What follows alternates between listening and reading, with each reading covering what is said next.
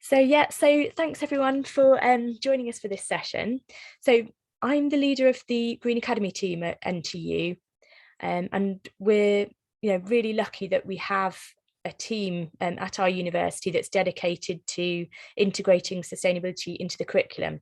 So Peter and myself co-founded the team back in kind of 2013 with some other colleagues from across the university. So we had a senior manager and estates colleagues and a couple of others. And originally it was a higher education academy project. They had a sort of Green Academy scheme. And we're really lucky that the university, even at that point, this is going back quite a long time now, 2013, felt it was worth the resource to keep us as a permanent team, which has been brilliant. So Peter really led that team for many years from its inception, and then I've taken over as lead this year. So it's a real privilege, particularly at this point in time, to be working on integrating sustainability. And I think I just saw Petra pop up, so it might be that she can now take over, and we'll get to the Green Academy stuff a bit later in the session. I'm really sorry, guys, that I'm only joining you now. Hello, everybody. I actually had, I think there was this problem with Zoom. I'm working with Zoom for 2 years now. I had never had this problem, so it's always a first, and I'm really sorry that I'm late. And I have increased my IT knowledge again in the background. So, but very, very welcome to this, and sorry for the delay in starting, but hopefully we will get you soon. I think Helen has done also the introductions already. Alex, including you, or do you want to introduce yourself? Okay. Over to Alex. Do you want to introduce yourself, and then maybe hand to Petra to begin her slides? Yes, okay. Hi, good morning, everybody. My name is Dr. Alex Mifsud. I have also helped, I was part of the Nottingham Trent University, and I supported Petra in the development of the online version of the carbon literacy training toolkit for staff and students at universities.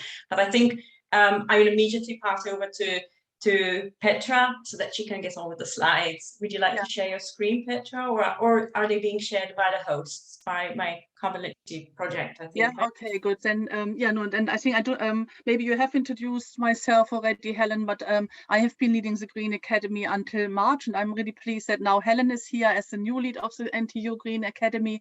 And I'm also the co-chair of the United Nations Prime Working Group on Climate Change and the Environment. And the reason also why in March I decided to move on to do this kind of is that for me, climate change mitigation is really, really important. And I wanted to focus all my time on this because I have been working in this area since 1992. So already a very long time. And I'm really so pleased that more people are now working on it. So I'm really pleased that you are here to actually watch this and hopefully do already loads of stuff, or you want to get on board. So if I could go to the next slide then, please.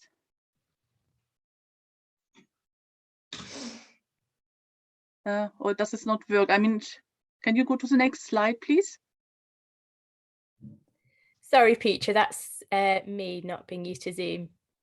Okay. I think, Helen, if you go to like the bottom left of the screen, there might be a button to go to the next slide. I can't see a button on my one. Sorry, people. Helen, do you want to stop sharing? And because I should be normally, I'm quite used to Zoom, but okay, let's do that. I don't guarantee anything today because it was not the best start to it all, but hopefully it will work now. So let me know if can you see my slides? Yes. Okay.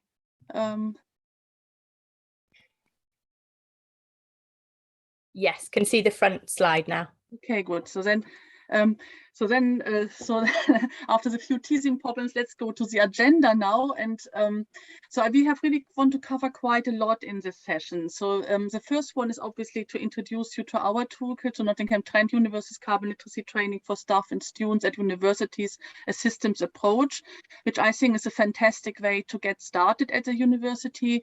If you haven't done anything related to climate change education or climate change mitigation, or if you just want to increase your knowledge in this regards.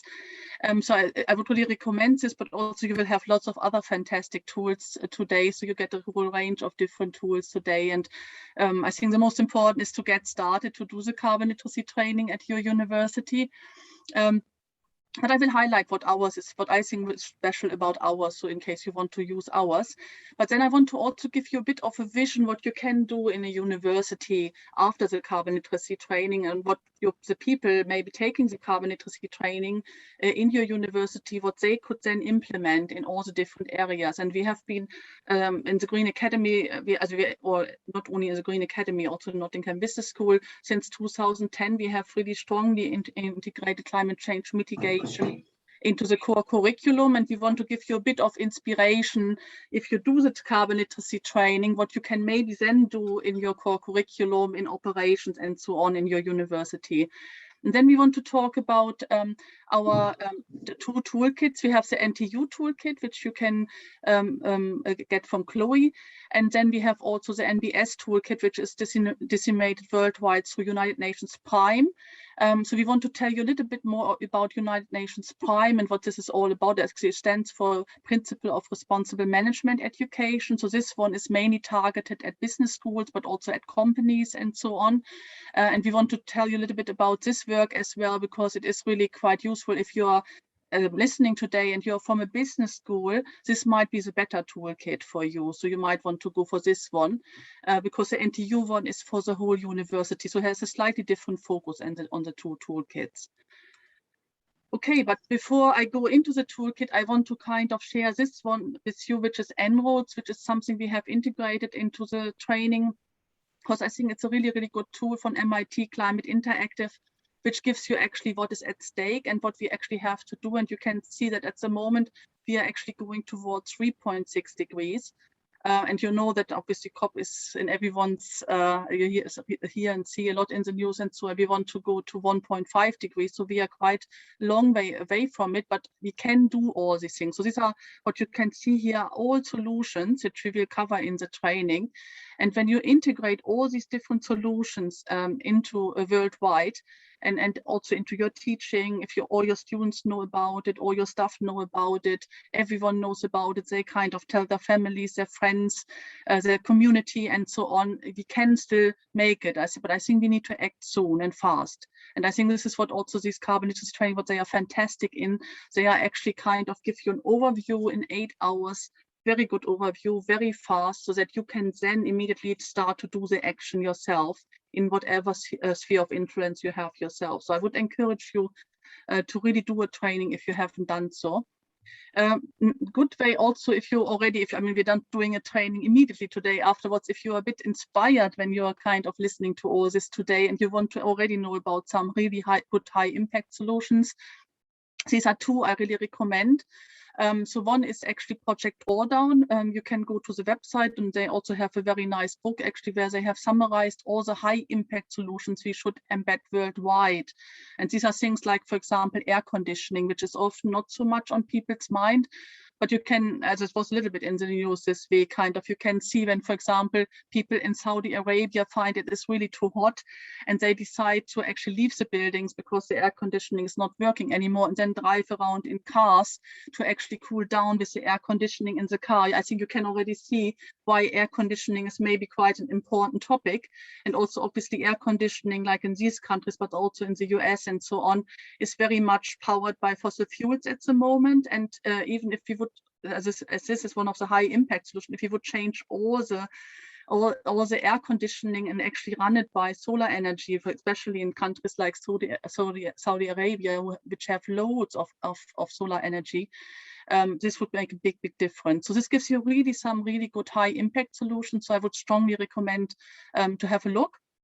And the other one is How Bad Are Bananas, which is from Professor Mike Berners-Lee from Lancaster University, which I think is also a fantastic overview of what are little impact solutions and what are the really high impact solutions. So again, if you want to do something today, go to it after the session, get these to the website and think about maybe which high impact solution you could integrate immediately into your teaching or into your research or into your operation.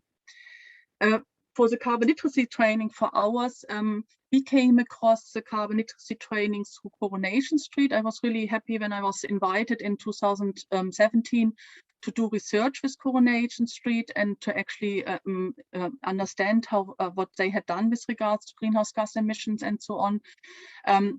Rachel Welton and I did kind of interviews in Coronation Street and so on. And this is how I heard about the carbon literacy training. And I thought, oh, this is really fantastic, because the people in Coronation Street all had this 8-hour training, but they all seem to have made so many changes. And I was really impressed how something which only takes 8 hours is actually making such a difference in organization. So we actually, based on this research, we kind of thought, okay, we need to kind of really understand the insights from this research and then put all the best insights from this into our own training.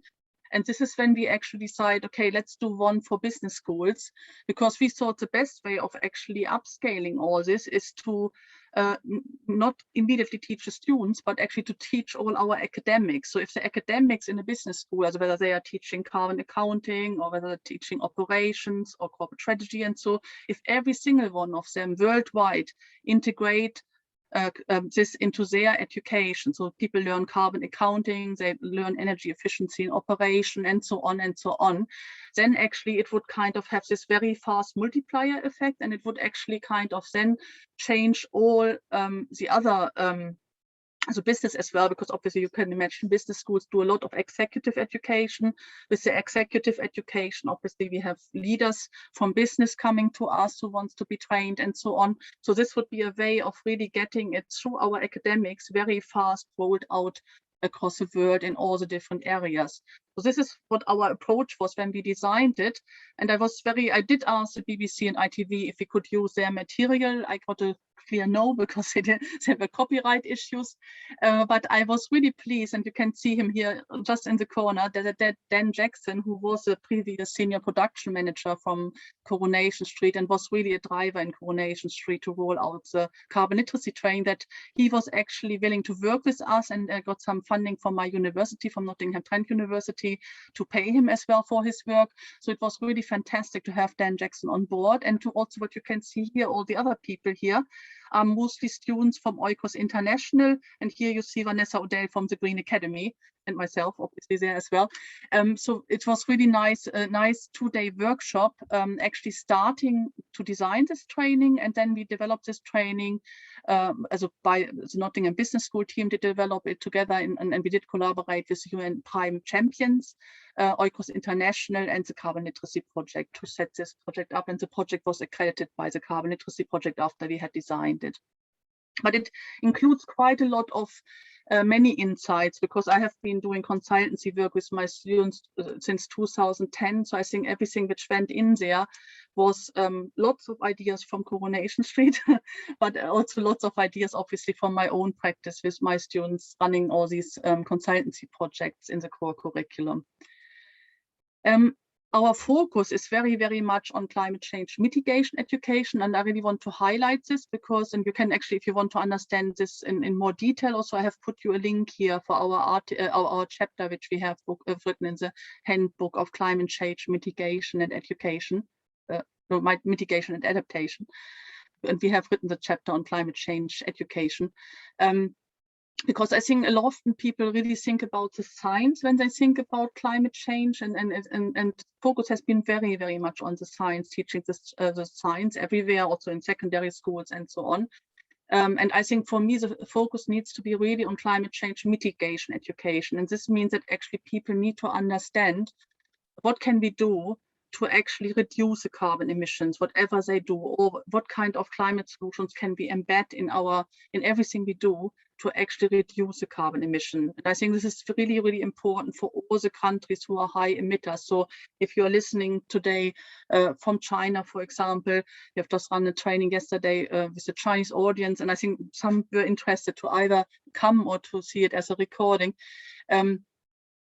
Then actually it is really, really important that when we are, especially the countries who are the high emitters, actually do everything now how to get it down. so that anybody, as I said, everybody in the world doesn't have to adapt even more to climate change. You all know that we have to already adapt to climate change, but obviously if we don't do the mitigation now, we will have to adapt even more later. So I think it's really, really important to focus on the mitigation now and to really understand what can I do in my area of work to actually mitigate, to get it down. And this is really, really important, I think. And so if you want to look into this into more detail, this I think this chapter is also very, very nice in giving you ideas for different topics. For example, my colleague here, Leah Playward, is a specialist in English and linguistic. And so we have, for example, also given you ideas in this chapter on how to do it in linguistic, for example, or in English, when you're studying English at the university and so on. But we have also natural science, social science, so everything is covered there, or not everything, because we can't cover all the disciplines, but a lot. So our toolkit is really, as I said, it's a climate change mitigation focused on solutions. It's very interactive, so we make sure that we run it virtually, that we always have breakout sessions in the second hour, so that people can really work in groups of 5 to 6 people with each other. We think it's really important to have a systems approach to understand, so this is a big picture, and then narrow it down to what you can do in your own sphere of influence. And obviously, as you know from all the carbon literacy training, it's really nice if you can give your colleagues and also your students certificates, and then this is obviously also integrated. So for the NTU toolkit, is really what I want to highlight here is our special things is if you want to focus on high impact climate solutions, if you want to have a focus on a systems approach, and also if you're really keen on addressing all the sustainable development goals. So we have kind of made a really kind of making it stronger and stronger to really kind of highlight how climate action has an influence on all the sustainable development goals. So if you don't get it right, you get more hunger in the world, you get more poverty, you get more job losses, and so on and so on. If you get it right, which hopefully we hope to get to do, and which we try to teach you with our toolkit, is that you actually then get everything sorted better. You get better agriculture, you get people having less hunger, so you address food poverty and things like this, you give jobs to people and so on. So therefore for us to actually address all the sustainable development goals is really, really important, and this is also covered in our training. So if you want to get the NTU toolkit, here is the link, so you can get it from the from Chloe, kind of. I think Chloe has spoken before me, because as I said, I could not come in early enough to hear her a little bit, which I'm sorry for. So please do contact this email. If you want to read about it, we have also written about the carbon literacy training in the Handbook of Climate Change Mitigation and Adaptation. So we have 2 articles in there. One is about climate change education, and the other one is about the carbon literacy training. So if you want to read about it, also have a few case studies in there and things. I would recommend that you can get this chapter. And I want to encourage you, if you're really keen to get started fast, to maybe join up with the EAUC. I think they sent yesterday an email round that they still have 2 places also for next week. So please do contact the EAUC, who are running also carbon literacy trainings. And what is nice about their training is that they attended by multiple institutions, because I think it can be quite nice. I mean, can run this training for your own institution, make it very tailored, which has its benefits. Or you could decide, oh no, I joined this one, because lots of institutions come together and you can actually access ideas from other people in the sector. So this might be also very nice. My favorite way of doing it is, and I want to share this with you, is actually international work-related experience, which we have done with our students, which is actually really going with the students, that they are the facilitators when we work with another group. So it could be a business, or it could be, in this case, it was Educate Global, as it was secondary education. So the students are actually the facilitators, so they get trained by me in advance to be facilitators, and then they kind of work with the teachers, in this case from the different secondary school, and it was a very international group. It was people from the UK and from Dubai, which was really nice. And they kind of work with them to run them through the training. And I think this is a really nice way of setting it up. And this is shared by our students. So if you want to get the slides afterwards, they have actually each made a little video here, where they tell you what they thought of this project. So I thought this would be something to share with you, because I think it's a really good way of setting it up. And obviously, for us, the carbon literacy training is something we are doing as an additional one, because we have done a lot around climate change education already since 2013, since 2012 in the whole university, and in the business school even earlier, kind of, which I will talk to you a bit about in a moment. So I now hand over to Helen to talk to you about the Green Academy. Helen, over to you. Thanks, Petra. So I'll try and be sort of quick on my part as well, but just a little overview of what we do in the NTU Green Academy. So the photos at the top there, you can see myself and also Vanessa Odell and Catalin Butler-Flendy. So we're quite a small team, although we are just about to have a placement student joining us till September. So we're really pleased about that. But yeah, so our remit is the academic experience. So broadly, that's usually courses, curriculum, but it can be things like working with employability colleagues or researchers. So trying to integrate sustainability into the students' academic experience. And for us over the time, that has become, there's a certain focus that we're trying to introduce on the climate and ecological emergency for students, incorporating carbon literacy, obviously. So Peter had mentioned the SDGs, and that's another thing that's something else we use as a framework for our sustainability education. As an institution, I believe we were the first globally, or certainly one of the first, to introduce the Sustainable Development Goals across our courses. So we began that in 2016 through a whole university curriculum refresh. So we were refreshing lots of different things like approaches to learning, including more active learning, digital literacies, etc. But we introduced the Sustainable Development Goals as another aspect of that curriculum refresh. And that means that we can be working with, a physicist one day, a linguist the next day, someone from chemistry the next day. So it's a very kind of varied set of work that we do. So I've just put a little sort of brief bit on our mission at the top there. So we're looking to pioneer a shared understanding at NTU.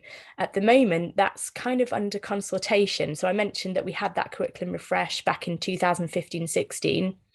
We're now looking at particularly sustainability again in the wake of COP26 and the pandemic, and thinking actually it might be time that we revised the way that we conceptualize sustainability at NTU. So again, I can see a further emphasis there on the climate and ecological emergency and carbon literacy coming out of that kind of consultation. So over the next few months, it might be that we slightly re-emphasize the way we approach sustainability education. So also we work with TILT, which is our Trent Institute of Learning and Teaching. So they're a kind of community of practice for our NTU academic colleagues, somewhere to share teaching practice. There's lots of kind of practice and scholarship groups around game-based learning, work experiences in learning, community engaged learning, lots of different areas of learning and teaching. So we work with them as well. We have a think global, act local approach. And at the moment, we're kind of trying to help students and staff engage with our local action plan on carbon. So our Nottingham City Council has an action plan for carbon net zero by 2028. So that's something we're kind of trying to help introduce, so that we're kind of thinking globally about COP26 and the goals and everything that's coming out of that, but actually what can we do locally? And as universities, I think it's really important that we engage in lots of different ways with what's happening in our local area. So that's something else that we kind of try, and that's our ethos, I guess. Also creating pathways for colleagues to develop their ESD practice and scholarship, because everyone's at kind of different stages. We've had some pockets of excellence for years in different areas, including obviously Petra. So, for her in the business school, she has always been teaching sustainability. For other colleagues, this may still be very new for them. So in our support offer as a team, we have to kind of make sure that we're tailoring for that. So some examples of work at the bottom, we're trying to create a better support offer for course approvals, revalidations. Also, for those of you in the UK, the QAA has announced that it will be integrating sustainability into all subject benchmark renewals, as as subject benchmarks come up for renewal. So this means that actually all of our courses are going to need to contextualize sustainability to their academic discipline. So that's going to be an important piece of work for us going forward. And I'd suggest if you're in the UK, having a look into the QAA ESD guidance. Peter was actually on the steering committee for that, but that guidance I think is going to be important for the higher education sector. We also have a staff development module. So how can you integrate the SDGs in a meaningful way? So it's including lots of case studies from across the university and from different academic disciplines, and some different collaborations that we run depending on what schools want to do. So we try and take a lead from the schools and work in collaboration. And that might be game-based learning with one school, employer challenges. We just did some of those with wildlife conservation, with the law school, staff and student workshops, perhaps on different aspects. So as part of COP26, we've been running a series of sessions, discussions. So we had one the other day about decarbonising education. What does that look like? Peter ran something on climate education. How do we get that into your subject area? How can you contextualise it? So lots of sort of different events there. We also have the online Sustainability and Practice Certificate. Next slide, please, Petra. So the Sustainability and Practice Certificate, or SIP as we call it, it's a short online module available to all of our staff and students. So it's kind of, it's open access there. It's self-paced. And this gives you a foundational knowledge of sustainability and the climate and ecological emergencies. So there's kind of a special emphasis going through SIP really on that aspect of things and carbon literacy. There are 3 themes: clothing, energy, or food. So you can choose to learn about sustainability through one of those themes as a lens. And that means we've kind of covered lots of different discipline areas. So perhaps if someone's working in fashion, clothing would be an obvious choice for them, or perhaps they would want to do something different. Because it's extracurricular, students sometimes enjoy kind of doing something a bit different to what they would normally do in their course. So it's 4 online sessions. It takes between 2 and 4 hours. Used to be a lot longer because it included a final project, which students really valued, to be fair, and I'll show you a couple of examples of that. But we've streamlined it so that it's easier to do. Basically, it makes it a quicker process initially, but it means that courses can kind of pick that up, use SIP as a foundation for building on within the course. So it's streamlining it to be just the online sessions has meant that then courses can pick it up and contextualize it more. And so that's how we've kind of reordered it. So students get a certificate. If they're undergraduate, it goes on their HERE entry, their higher education achievement record. And this year we're just launching a sustainability employability award. So our employability team have done that. They're kind of doing a lot on sustainability and kind of preparing our students for sustainability in the workplace. So we've added some extra elements to SIP this year about competencies, values, mindsets, and getting students to see those links actually between sustainability and other skills and competencies like employability. And so we think that's added value for our students. We've got some early feedback from SIP, which suggests that it has, students saying that they valued the workbook and, that reflection on their personal values, actually. So, yeah, so that's SIP briefly. Next slide, please, Petra. So this is how it's structured. I won't go through all of this, but it basically takes students on a journey. So they have these 4 sessions and they learn about sustainability on a personal level. Then they look at their discipline, how their discipline relates to sustainability and the climate and ecological emergency. Then they look at other disciplines, so trying to encourage students to take an interdisciplinary, broader view at times. So they kind of zoom in and zoom out of this macro level and down to their micro subject level. So they look at those interconnections there. In the final session, they look at global and local solutions. So it's kind of taken them through some of the challenges associated with sustainability and the Sustainable Development Goals. And by the end of the sessions, they're looking at solutions. So that's where SIP kind of leaves off. And then for courses, they can pick that up and maybe working on some solutions that are very contextualized to discipline.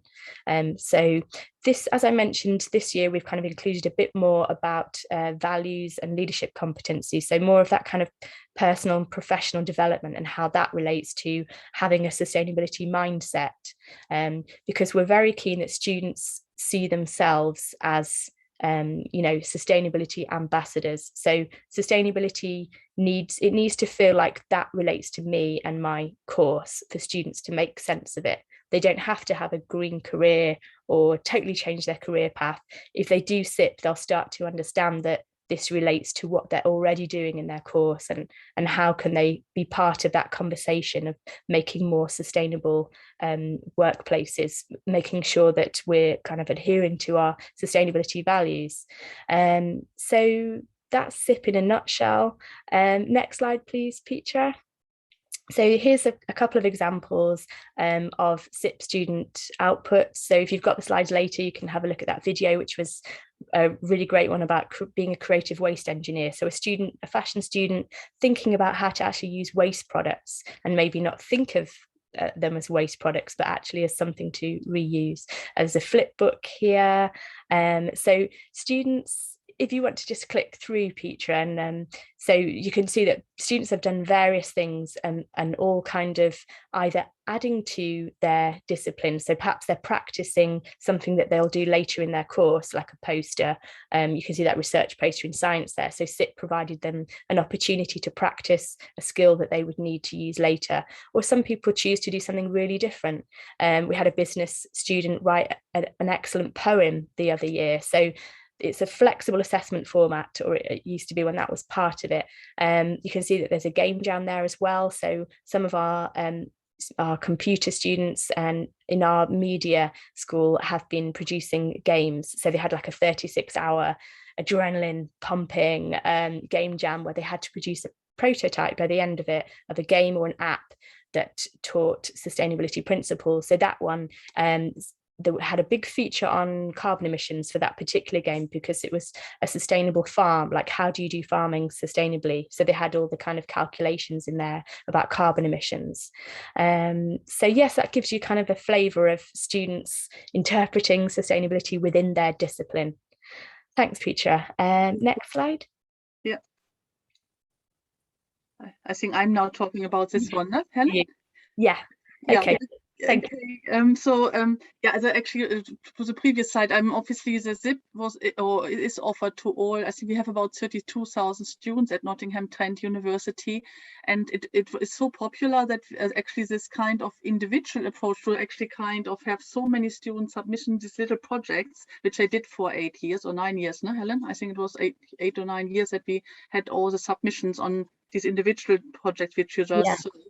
It was fantastic, and it was always fantastic, but it was getting from the assessment really an enormous amount. I think we had, because for example, the whole faculties wanted to join, so we had suddenly 5,000 students in the business school saying, okay, we all do this now. And so it was actually getting a bit of a challenge. So I think, so what we have now done is really to say, okay, you do the ZIP, but then you do the lecturers do their own things in the core curriculum. So they might be inspired by the ZIP, and then they go do all these nice projects you just saw still in the core curriculum, kind of. So we have still these things going on. And I want to talk a little bit about the business school, which is a bit longer already. Actually, what you can see here has actually started even before the Green Academy. We started it in 2010. And this is the idea in the business school, that we wanted to really in the core curriculum encourage our students to change organizations with regards to greenhouse gas management. So they have been going out in groups of students to companies, especially in Nottinghamshire and Derbyshire, obviously where Nottingham Business School is located, and have worked with loads of different organizations to reduce the carbon emissions with them and for them. And I think this is really quite a nice project. So I wanted to share this here as well. We are very happy to help you to set this up after you have done the carbon literacy training. Because I think this is really the next step. Also after they have understood what carbon literacy is about and why we have an emergency and things, this is a really next step for students to bring it into companies and to do this as well. So we kind of really like this project, and therefore we have actually applied to the European Regional Development Fund to get it big upscaled, and we were very fortunate that I think we're one of the last ones to get European money for this. So this project has started in January, and so this is actually upscaling the same project. So what we did before only in the business school, we are doing now across different faculties. And again, the focus is really on helping small and medium enterprises in our area to integrate greenhouse gas emission, not to integrate, to reduce greenhouse gas emissions, and to include climate solutions. So it's obviously both sides always also to increase their carbon sink if they can increase their carbon sink and so on, and to change the operations of the business. And we have now, for example, the architectures are involved as well. So we have kind of look at buildings, for example, that we can actually advise companies on how they could maybe change their buildings and so on. So it is really quite a nice. So if you want to have a look, and obviously the team who's running the sustainability and enterprise across the different faculties would be also very happy to help you to set something similar up in your area of the UK, or even worldwide if you're listening from further afield. And I want to really kind of highlight one part which we have also done in our area, and I think here I would like to ask Alex, if I don't put her too much on the spot, because Alex was very involved in this, and yeah, Alex, would you be so kind to talk about this? Yes, sure. Yes, so the Sustainability and Inclusive Leadership course was a course being offered to SMEs through European funding, again, through the European Social Fund, where we embedded the 8-hour carbon literacy training within a 15-hour training course being offered for SMEs. And those 15 hours had the 8 hours of course, adapted carbon literacy training, specifically with a business focus and for SMEs. But within the 15 hours where they were introduced, of course, to the key principles of sustainability, and also about what it means to be an inclusive leader. And then, of course, embedding the whole idea of climate and carbon literacy within that for SMEs. We trained over 100 representatives from businesses in the Nottinghamshire and Derbyshire region, and many of them have produced wonderful work afterwards. I still follow some of the actions that they have done as a result of this training. For example, one of them was from the Chartered Institute of Marketing, and now it has been, of course, now they have also decided to embed carbon literacy training as part of the Chartered Institute of Marketing. They have also decided to introduce a new module to their members on sustainable marketing. So these are all things that have stemmed from, or at least they were inspired from, the Sustainability and Inclusive Leadership course, which we ran throughout last year. I think that is it for on sale. Yeah, and perhaps Petra, you could move to the next slide. Yeah, I might say just because this is finishing this part about what we as a university do. We try to kind of show you a little bit of a range of things we have actually done in all the different curricula, reaching out to our partners and reaching out to our community. And so I think to just give you a bit of an idea, a bit of a vision, hopefully, that after you have done the carbon literacy training, this could be all the actions you could do kind of if you haven't started this. And we are very, as I said, very, very happy to help people from the UK, but also internationally to integrate anything which inspired you from this presentation, obviously, because even the sale could be obviously ruled out in other parts, or it has been actually already adapted to other parts of the world. So I think you could really have please do contact us if you're interested in this, but also please take it as a bit of a vision, maybe as an inspiration for yourself, and say, oh yeah, this is actually what we could do at our university as well. So I hope that we have achieved this. And before I now really hand back to Alex for the next, sorry, I should mention that obviously I think you should not only preach or talk about things, you should do things as well. So I wanted to highlight, as obviously all this education, all the outreach work we do, the working with business, and so is obviously kind of underlined by NTU's operation, because I think it's really, really important for a university that you do the things as well in your own operation. You can save a lot of carbon within your own operation. And if you get the NTU Toolkit for universities, it can be done with anybody. So we had people actually in the university taking it from procurement, from finance. So we have, for example, people change and finance the way of how you order the catering, as that instead of having or with the meat option as default option, they have actually changed the form that you get the vegetarian option as the default option, and you have to opt in if you want to have meat.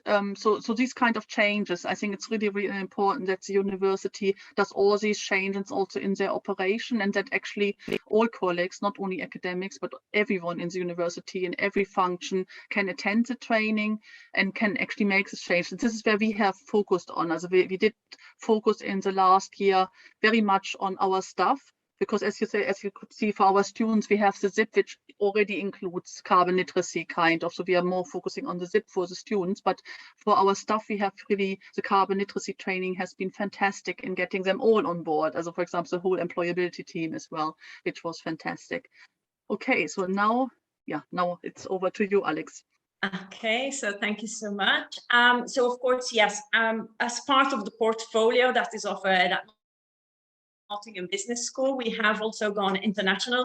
And this has been done with the assistance of the United Nations Principles in Responsible Management Education, which in short is United Nations Prime, and there's the Working Group on Climate Change and Environment, which of course Petra leads on that. And there are 850 business schools worldwide. So of course, the United Nations Prime is best positioned to support NTU's international work in Europe, the US, Asia, Australia, and also in South Africa, because of course there are business schools worldwide, and through the Prime platform, to the Prime network, we have managed, especially through Petra's work, managed to roll out the carbon literacy training and take it beyond, and outside of the UK. So of course, there's a link there to the United Nations Prime Working Group on Climate, where you can access the business school toolkit for carbon literacy. We also have experience, of course, as a result in adapting the carbon literacy toolkit to other universities and other countries. I've just completed, although now during this webinar, I have just received some feedback from the Carbon Literacy Trust on the EU adaptation of the toolkit. So I've been working on that one, on adapting the Carbon Literacy Toolkit from NTU to an EU context. So could I have the next slide, Petra, please? Yeah. And the next slide. Yes, and you can see here the key figures from Prime as a result of our work with Prime. These are the numbers that we've had. So number of people who have attended, but also I think it's really important, there was an initiative on the Prime webpage where we could pin on the global map where carbon literacy training is taking place. I'm pleased to say that I'm currently doing 3 during this COP26 2 weeks. I've just finished today, just before I jumped into this event, I just completed today one with the Cologne Business School, where I had staff and students on that. And I'm also doing one in the Netherlands and one in the UK. So it is all through this Prime network. So the number of countries engaged, we have 9. We have number of pins on the map, so there are about 23. And the total number of learners from this Prime sort of initiative to have carbon literacy training is over 2,000. So that's the number of learners just throughout this initiative. And of course, you can see all the key figures there, but I'll move to the next slide. This is what I meant about the pins on the world map. So you can see we have gone global and international with the carbon literacy training toolkit that was developed at the Nottingham Business School. Okay, so you can see from America, Canada, of course, England, Netherlands, and Germany, that's me. And then there's Pakistan, there's India, there's China, which Petra's doing right now, and there's, of course, Australia. And we are also in conversation with a university in South Africa where they have big plans in the pipeline, and we will be supporting them. So next slide, thank you, Petra. So of course, these are some quotes, especially Petra ran a very successful training through Prime with Australians last year. And you can see there, the impact it has from academics that are then inspired to start introducing carbon literacy training and embedding it into their curriculum. And so I think those are a few comments there. You know, I really enjoyed the training, and they were really inspired by it. Particularly like the practical tools and the resources, and that Petra and the team introduced us to. So it really has an impact, and this is what we like, because we are able to scale it out a lot. You know, the scalability of the way our toolkit is quite a wonderful element in it. So could we go to the next slide, please, Petra? Okay, this is sort of some screenshots of the European Union adapted toolkit, where of course we are giving it now working on giving it a European context. Some aspects there where we integrate, of course, initiatives by the European Union that it has involved. You know, the introduction, and the Council of the European Union has adopted a European climate law. So of course, it's really important to make sure that it's needs-based and it's context-specific. So our toolkit has that focus. We need to make sure that it is specific for the context where we are integrating and introducing carbon literacy training. So thank you. If we could go to the next slide. Yeah, I got this actually last night from, as I mentioned, I've just been delivering at the Cologne Business School, and this is a professor of strategy and innovation. And okay, so it was brilliant to get this kind of feedback. I just finished my last session with them this morning, and of course Professor Plum was there, and some of the students were telling me it happens to be a really busy time for them right now. They are MBA international students because they're submitting a lot of their coursework material. But they were actually saying, oh, you know, we're really busy with all our coursework, but we just don't want to miss any of the carbon literacy training sessions because we're really enjoying it. And they were planning as part of their action today in their final session. They were already, the students, I had one group where they focused on business, and they on the car manufacturing business, of course, quite topical issue, being German students. So they had big plans of how they would be able to create changes in the car manufacturing industry, whereas the other ones were looking more sort of locally within the students of Cologne as a city, on reducing food waste. And they wanted also to conduct research in this area. So, and of course, the academics that were in the room were very pleased to see their students, you know, so keen to sort of do something with what they were learning. If we could go to the next slide. Okay, thank you. Now I might tell you a little bit more about it, because again, it's very similar to the approach we have at the university. So I think when you do the carbon literacy training, it's a starting point. It's a very, very important starting point to get as many people as possible in your university or your business school involved. But obviously it doesn't stop there. So you need to kind of then do all these things. And in the Prime Working Group on Climate Change, as I've mentioned, we distribute the carbon literacy training for business schools, but we also help people then to embed it further. So we have actually a section on policy and strategies, so there where you can download templates, which also even from people, I think from universities who are here might find it interesting, because it gives you a ready-made policy on how a business school or a university could reduce their carbon emissions. So you might want to have a look at this. We also have learning and teaching strategies there. Then we have the teaching, and obviously teaching the carbon literacy training is a starting point, but then we kind of help people to embed it into all the different disciplines. For example, we have a group working on carbon accounting tools. So that carbon accounting, if you're an accountant in the group, I don't know if there's anyone, you will know that it's actually not part of the core curriculum yet in most universities. So what we are actually trying, I'm not an accountant either, but what especially Copenhagen Business School is very involved in this is doing is actually to design carbon accounting tools, which you can easily integrate into the teaching of accounting then. So it's kind of the idea for all this is really how to make it so easy for people that an academic who teaches accounting just has ready-made seminars and can just slot it in, and it becomes part of the core curriculum, and anyone who is working in accountancy later will actually know how to do carbon accounting as well. And we try to do this with all the different disciplines in business. And then obviously the third part, which you can see here, is the cooperation part. So we are kind of, as UN Prime is also part of Global Compact, and Global Compact is all the major corporations in the world, especially the multinationals, also most of them have signed up to Global Compact, which means they want to integrate all these topics as well. So we are also supporting them, for example. So at the moment, I'm, for example, involved in several roundtable with major corporation where I can't tell you the name because it's confidential, and it's run under the Chatham House rules, because obviously for big corporations in the world it's at the moment very, very important to have the space away from media, away from the press, away from anyone else, to talk about these issues and develop the best strategies. And I'm supporting them in this. So I had one in the UK, and next week there's a second one in Germany with German corporation, but they're all multinationals. But I'm working there with people who are working either with Germany or with the EU, kind of on this level.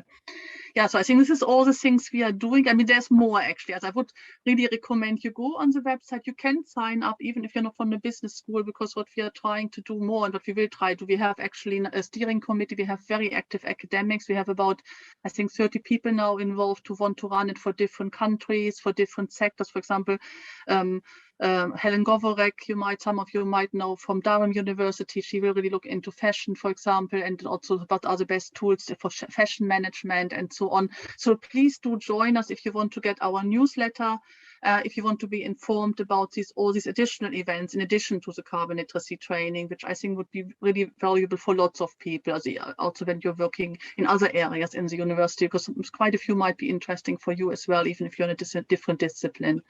That's why I also shared it here, but there might be some business schools here. Okay, I think this, then also, yeah, this is our song which we created when you saw the picture with the students at the very beginning, and there was actually also for 1 hour we had someone from the University of Winchester involved, which was really nice because he created together with us, with the students, and Vanessa and myself this song, and it was the only song I have created in my life so far, and I'm really happy about it. It's a climate change action song, so please do listen to it, because I think, yeah, I love it. But it's maybe because we were involved in it, but I think it's a really, whenever I'm a bit downbeat and think, oh, it's also hard, I kind of listen to this song to get motivated again and to get going and to really do climate action. Because I think it's a climate action song to motivate you, so please have a listen to it afterwards if you like. Yeah, I think this was from us. Oops, now it's starting. So thanks very much. Obviously now we are very happy to take questions if there's time left. I don't know, I haven't actually checked the time. I hope we have a few more minutes to, and if you want to follow up on anything we have said, you can contact myself, the Green Academy, Helen, or also Alex, especially if you're interested in the EU. As if you're coming from international context and listen to this or to the recording later, please do contact Alex as well for the EU adapted tools and anything else international, because she's also involved in the South African project, for example. Okay, yeah, thanks very much. And I'm waiting now. Should we look for chats, or how does it work? The next step now. Thanks so much for that, Petra. We're happy, for anyone who's happy to stay online for another 5 minutes, we can answer any questions that come in the Q&A. Otherwise, we'll see you at the next session at past, which is the MMU Leadership Toolkit launch. But thanks so much for that to the Nottingham Green Academy and Business School team. Super interesting, especially all of the fantastic international work that you've been doing over the years of carbon literacy. So thanks for sharing that with us, and we'll be here for a few more minutes. Otherwise, see you at the next session or later on in the day. Thanks, everyone. To add to that, I think as well with different subject areas, you can see sometimes an obvious way that you could integrate sustainability into content, so what the subjects that you're actually learning, but sometimes it's easier to either think about different kind of competencies and skills, like introducing a bit more problem-based learning or scenario-based learning, and that might not immediately feel like it's connected with sustainability, but actually those are the sorts of ways we need to be thinking about, local and global challenges. And the reason why we've started linking a little bit more with employability is because we see that for some students in some subject areas, the links will come with their career, perhaps rather than directly with their subject area. So if you're learning about economic models that in the real world outside university are contributing to climate change, then actually can we teach different models? And it might not explicitly be saying this is linked to climate change and addressing it, but it is, because it's teaching different systems or different ways of thinking. So I think we have to be a bit creative about how we integrate it into different courses, and it's not just a one size fits all, let's stick a bit of content in, year 2, session 4 or whatever. We need to be kind of thinking about career paths of students and how sustainability might link with that, and how I think the SDGs give you a way in there as well, because there's been some interesting research about how meeting different SDGs addresses climate change, and vice versa, how actually climate change affects the ability for us to meet other SDGs. So sometimes picking an SDG which is more linked, obviously linked with the course, take no poverty, for example. If you kind of use that as a way in, you can then start to work on some of those connections with how does poverty relate to climate change, and perhaps that's international. If a country's not got much, if it's a low income country, it's probably not going to be able to introduce some very expensive high technology or whatever to address climate change. So what are the connections there, and how do we look at that? So yes, that was just my add on to that in terms of being creative about addressing sustainability. I think that maybe can I say one more thing? Yeah, of course. No, I think this is really also closer to home. For example, I know from businesses here in Nottingham that they are really concerned about food poverty, because we have more and more food poverty in the UK, and we have actually lots of children who are, I think in Nottingham, it's actually now up to 38% of kids are living in food poverty, and they link this to climate change. So they're we had a big discussion on food waste and how we could actually maybe use the food waste, as a so-called food waste from our supermarkets in Nottingham and so on, actually to address the food poverty in Nottingham. And I think this is where you really can see how addressing carbon emission could at the same time solve something else, which is, I think, really, really important as well, to actually make sure kids are fed in this town So just as a little example at the end. But Chloe, now we shut up because we have said No, it's fine. I was just going to say, I think that's some really valuable information and advice from all of you, because I think it's a huge challenge for everybody doing carbon literacy in universities, trying to get sort of faculty leads in schools and faculties that aren't typically sort of associated with geography and environment subjects to realize the relevance to their subjects. So that's some really fantastic advice, and Nottingham are a great example of that.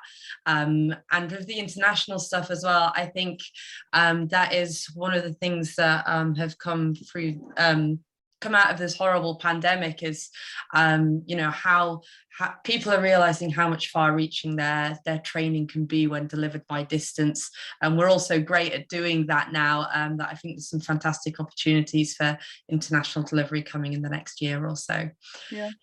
We need to stop now, though, sure. Prepare and move on to the next session. Thank you so much to all of our speakers and everyone to attending. Just to let everyone know, we are streaming on YouTube, on the Carbon Literacy Project's YouTube channel, an hour after every session starts. So for example, this session will the start of this session will just be starting to stream on YouTube now. So if you miss anything, you can get it on Carbon Literacy +1 on YouTube. Okay. Thanks so much, everyone. Goodbye. Okay, thank you very much. Thanks for having us. Thank you. Good luck to everyone. Take action. Thank you. Bye.